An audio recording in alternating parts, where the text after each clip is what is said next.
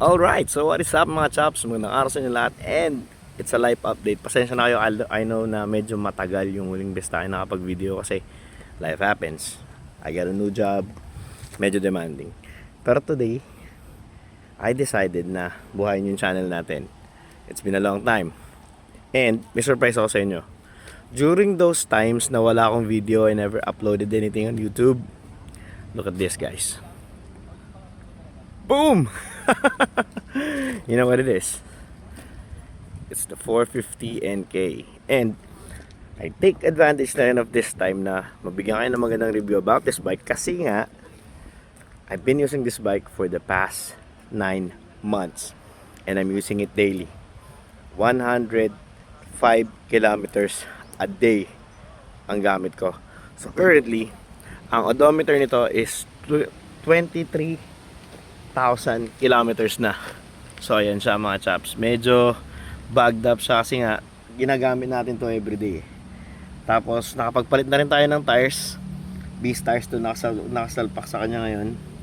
Beast Splash, no?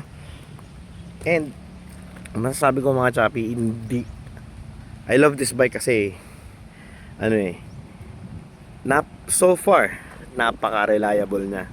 And for those 9 months, umulan, umaraw, dumaan tayo sa tag-ulan, wala ako naging problema sa 450 NK ko ng CF Moto. So may nanalo na doon sa ating 400 journey, no? So I'll flip the camera para makita nyo ng buo yung motor. So ayan na mga chaps, si Battle Hopper. Yes. So kung mapapansin nyo, ayan, bago na ang gulong niya, naka-beast tires na yan. Nakapudpud na po tayo ng isang gulong. At saka nakapudpud na rin tayo ng rear brakes.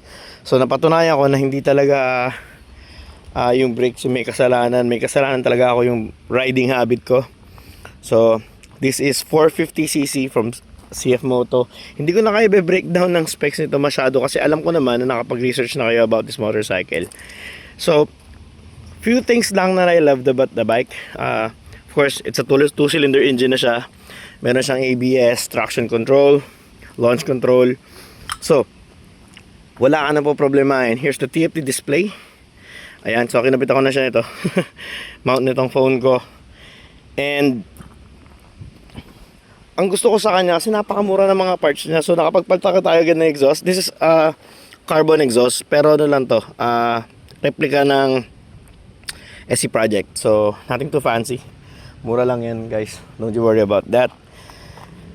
And siguro kung meron ako mga bagay na papalitan dito sa motor na to in the future, syempre kasi medyo siguro maglalagay ako ng mudguard dyan.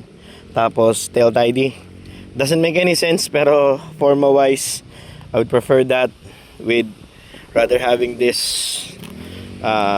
assembly, no? So the things that I like about this bike is nga mura yung mga parts eh. Mura talaga. Ang daming parts available. Tapos yung ilaw niya guys, look at that. 'Di ba? Napaka menacing. Yun lang. I bought this na rin. Kabili na rin ako nito. Kung bibili kayo rin ng 450 NK, suggest bumili kayo agad nitong man tawag dito, radiator guard kasi nga mabato.